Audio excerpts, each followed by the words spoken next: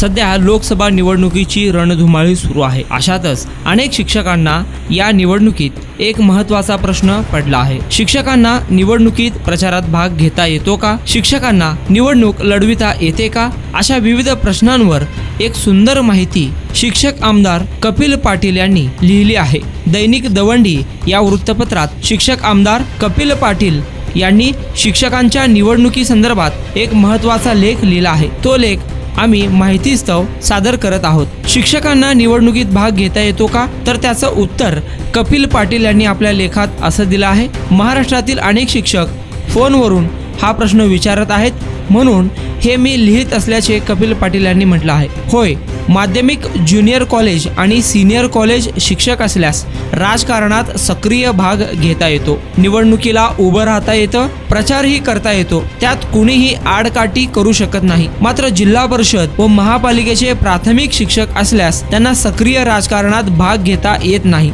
दोघांच्याही सेवा शर्ती व कायदा वेगळा आहे। निवडणुकीच्या प्रचारात शिक्षकांना भाग घेता येणार नाही अशा पद्धतीचे आदेश काही अधिकारी परस्पर देत असल्याच्या बातम्या आहेत। जिल्हा परिषदेचे कर्मचारी हे शासकीय कर्मचारी आहेत, ते सरकारी कर्मचारी असल्यामुळे त्यांच्यावर बंधनं जरूर आहे। मात्र माध्यमिक व उच्च माध्यमिक आणि महाविद्यालयीन शिक्षकांना खुद डॉक्टर बाबासाहेब आंबेडकरांच्या संविधानानेच निवडणुकी संदर्भात स्वातंत्र्य आणि अधिकार दिला आहे। हे शिक्षक शासकीय किंवा निमशासकीय कर्मचारी नव्हेत, तर ते त्या अनुदानित शिक्षण संस्थांचे किंवा विना अनुदानित शिक्षण संस्थांचे कर्मचारी असतात। त्यामुळे त्यांना कोणताही अधिकार प्रतिबंध करू शकत नाही। तसे केल्यास ते राज्यघटनेतील तरतुदीशी विसंगत ठरेल।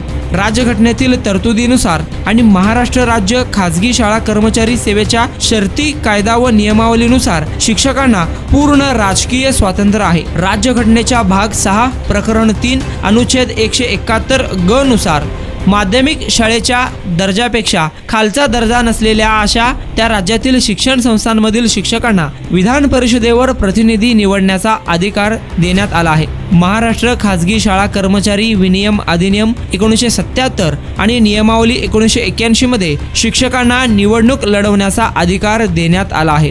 प्रचार करणे, भाषण करणे, संदेश देणे याला कोठेही प्रतिबंध करण्यात आलेला नाही। निवडणुकीत प्रचार प्रसार करणं, भाषण करणं, मेसेज करणं, व्हॉट्सअप करणं कायद्यानुसार विहित आहे। राज्यघटनेतील मूलभूत स्वातंत्र्याच्या अधिकारात अभिव्यक्ती स्वातंत्र्यही येते, त्यावर प्रतिबंध लादता येत नाही असे देखील कपिल पाटील यांनी दवंडी या वर्तमानपत्रात लिहिलेल्या लेखात म्हटलं आहे। मतदानाच्या दिवशी शिक्षकांना निवडणुकीचे काम करावे लागते, ती सुद्धा घटनेने दिलेली जबाबदारी आहे। त्याचा अर्थ असा नव्हे की त्यांना राजकीय काम करता येत नाही। मधुकरराव चौधरी, वसंत पुरके, प्राध्यापक जावेद खान, रामकृष्ण मोरे हे शिक्षकच होते।